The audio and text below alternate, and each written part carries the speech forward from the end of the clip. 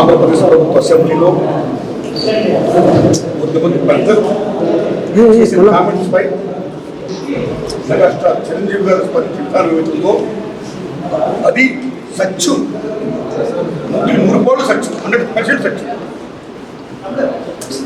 అప్పుడు వైఎస్ జగన్మోహన్ రెడ్డి గారు హయాంలో సీఎంగా ఉన్నప్పుడు, పేరు నాని గారు సినిమాటోగ్రఫీ మంత్రిగా ఉన్నప్పుడు ఇండస్ట్రీ నుంచి చిరంజీవి గారితో పాటు చాలా మందిని వారు ఆహ్వానించడం, నేను కూడా ఒకటి. చిరంజీవి గారు మాట్లాడుతూ ఆనాడు కూడా వచ్చాడు మాతో అన్నారు కాబట్టి చాలా మంది మీరు మిత్రులు నన్ను ఈవేళ అక్కడ ఏం జరిగిందని అడుగుతున్నారు కాబట్టి చెప్పాల్సిన బాధ్యత నాపై ఉంది కాబట్టి నేను చెప్తున్నా, సత్యం చెప్తున్నాను మీకు. జగన్మోహన్ రెడ్డి గారి గవర్నమెంట్ మా సినిమా కళాకారులు కానీ చిరంజీవి గారిని కానీ ఎవరిని కూడా అవమానించలేదు, చాలా గౌరవించారు. సత్యం. ఎందుకంటే కోవిడ్ కష్టకాలంలో సినిమా రంగం ఏమైపోద్ది అని భయవంతున్న దశలో పరిశ్రమ పెద్దలందరూ కలిసి చిరంజీవి గారిని కలిసారు. పరిశ్రమ పెద్దని ఆయన భావించి, ఆయన గౌరవించి నన్ను ఆహ్వానించారు. చిరంజీవి గారు స్వయంగా నాకు ఫోన్ చేశారు. అదే సంస్కారం. అప్పుడు ఢిల్లీలో ఉన్నా. నారాయణమూర్తి ఇండస్ట్రీ కష్ట పరిస్థితిలో ఉంది. నాగేశ్వరరావుతో పాటు సగటు సినిమా ఇలాంటి వాడు అందరూ కూడా రావాలి, ఎప్పుడైనా చెప్పాలి, మనందరూ ప్రభుత్వాన్ని కలవాలి, ప్రభుత్వం నుంచి మనకి ఏ సహాయ శాఖలు వస్తాయో మనం స్వీకరించాలి, మనం విన్నవించాలి అని చిరంజీవి గారు చెప్పడం, అందరూ మీట్ అవ్వడం చిరంజీవి గారి ఇంట్లోనే ఇది జరిగింది. అప్పుడు అనేక మంది వారు వారికి అభిప్రాయాలు చెప్పారు. ఆయన్ని తీసుకుని మన సీఎం గారి వెళ్తున్నాయని చెప్పారు. వారు సీఎం గారితో మాట్లాడారు స్వయంగా. అలా నేను కూడా పేరు నాని గారి విజ్ఞప్తి చేసే పడతాను.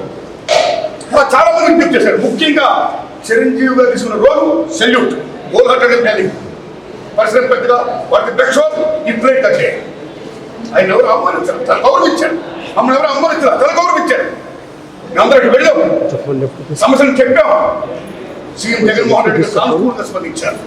పేరు నాని గారితో మాట్లాడి ఏం కావాలో మొత్తం తీసుకోండి అన్ని మనం చేద్దాం అని చెప్పారు.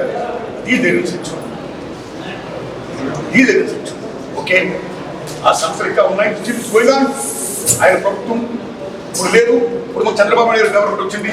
ఇప్పుడు ఈ గవర్నమెంట్ లో ఆనాడు ప్రియాంబుల్, గత గవర్నమెంట్ లో ఏ ప్రియాంబుల్ ఉందో, ఏ ప్రజలకు ఏ సమస్యలు ఉన్నాయో, ఏ industry, cinema industry, anybody anything else, వాళ్ళకి ఏ సమస్యలు ఉన్నాయో ఎక్కడ ప్రియాంబుల్ గత ప్రభుత్వంలో ప్రజలు విన్నవించుకున్న విన్నపాలు ఏమైతున్నాయో ఆ విన్నపాలను ఇప్పుడు, ఆ సమస్యలు ఇప్పుడున్న ప్రభుత్వం చంద్రబాబు నాయుడు హయాంలో నెరవేర్చాలని, దానికి సినిమాటోగ్రఫీ మంత్రి గారు దుర్గేష్ గారు సహకరించాలని, మన తెలుగు ఇండస్ట్రీ నుంచి వెళ్ళి ఇవాళ డిప్యూటీ సీఎంగా ఉన్న పవన్ కళ్యాణ్ గారు చొరవ తీసుకోవాలని నేను విజ్ఞప్తి చేస్తూ మా సమస్యల్ని, మన పరిశ్రమ సమస్యల్ని క్లియర్ చేయాల్సిందిగా మనసుగా వారు కోరుకుంటున్నాను. థ్యాంక్స్ ఎలా చూడండి. సో బాలకృష్ణ గారు తెలుసుకుంటూ తెలియకపోతే చెప్పారు. సో నేను బాలకృష్ణ గారు మాట్లాడుకోవాలా, కానీ చాలా మంది మాత్రం అప్పుడు వైఎస్ జగన్మోహన్ రెడ్డి గారి ప్రభుత్వం చిరంజీవి గారిని సినిమా కళాకారులు అవమానించింది అనే అప్రద ఏమైతుందో అది తప్పదు. Nobody have the right to assassinate other characters. Such an important truth is important.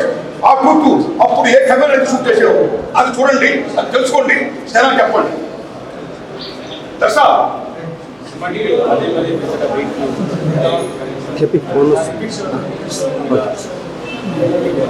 yes since beginning సగటు నిర్మాతగా, దర్శకుడుగా, నటుడుగా, అన్నిటి నుంచి ప్రేక్షకుడుగా మొదటి నుంచి నేను కానీ చాలా మంది ప్రదక్షామం కూడా అనేక మంది సినిమా టికెట్ రేట్లు పెంచుతూ సామాన్య ప్రజలు ఆరు మోయొద్దు మోకొద్దు అని ఎంతో మంది విజ్ఞప్తి చేస్తాం. చాలా మంది విజ్ఞప్తి కోర్టు కూడా వెళ్తున్నారు. భారతదేశంలో సామాన్యుడు కూడా వినోదం మంచిది కేవలం సినిమా. మహాతల్లి సినిమా సామాన్యుడు కూడా వినోదం మంచిది. అలాంటి వినోదాన్ని కాస్ట్యూమైజ్ చేయొద్దు అని మీ అందరూ విజ్ఞప్తి చేస్తాం. చాలా మంది విజ్ఞప్తి చేస్తాం. కోర్టు కూడా వెళ్తున్నారు.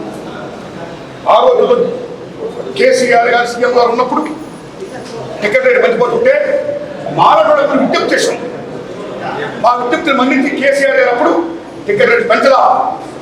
కానీ తర్వాత అదే గవర్నమెంట్లో కొద్దిమంది వెళ్ళి ప్రోత్సాహం ఎక్కువైపోతుందండి, టికెట్ రేట్స్ అయినా పెంచకపోతే మేము కోరుకోని కష్టం అని విజ్ఞప్తి చేయడం వల్ల మళ్ళీ టికెట్ రేట్లు పెంచారు.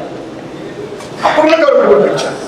తర్వాత ఇప్పుడు రేవంత్ రెడ్డి గవర్నమెంట్ వచ్చింది. రేవంత్ రెడ్డి గవర్నమెంట్ వచ్చిన తర్వాత అగైన్ ఈ టికెట్ రేట్లు పెంచడం అనేది చిల్లిపోయేది. ఇది కరెక్ట్ కాదు. ఎందుకంటే టికెట్ల రేట్లు పెంచేది కేవలం హీరో అభిమానుల కోసం, ఆ ఒత్తిడిని తట్టుకోలేక ఒత్తిడిని తగ్గించడం కోసం, కాస్ట్ని పెంచుకోవడం కోసం, కాస్ట్ టికెట్లు తెచ్చుకోవడం కోసం పెంచుతూనే ఉంటున్నారు. హీరో అభిమానులు కూడా తల్లిదండ్రులు ఉంటారు, హీరో అభిమానులు కూడా పేదవాళ్ళు ఉంటారు. ఒక్కొక్క టికెట్ 1000 రూపాయలు అయితే ఎలా కొంటారు టికెట్లు? ఎక్కడ చూపు చేస్తారు? ఏమేమి పోతారు ప్రేక్షకుడు? ఎంత కరుముతున్నారు? అది కరెక్ట్ కాదు. ఇవాళ మళ్ళీ చెప్తున్నారా, మీరు నమ్మండి, మన తెలుగు చరిత్ర పరిశ్రమలో ఫస్ట్ లాక్ తీశారు. That is the biggest hit in India in Telugu. ఆ సినిమాకి 5 years ఉంటుంది శంకర్ గారి నిర్మాతకి. నేను 5 years తీశాను, ఎన్నో కోట్లు అప్పు చేశాను, ఖర్చు పెట్టాను, నా సినిమా రిలీజ్ చేస్తున్నాను, టికెట్ పెంచండి అని ఏ నాడు ఆయన ప్రభుత్వం అడగా శంకర్ రెడ్డి గారు. అదే లవ్ కోసం సొప్పు డూప్లికేట్ అయింది, మీరు నమ్మండి. 5 సంవత్సరాలు కంప్లీట్ కాడింది.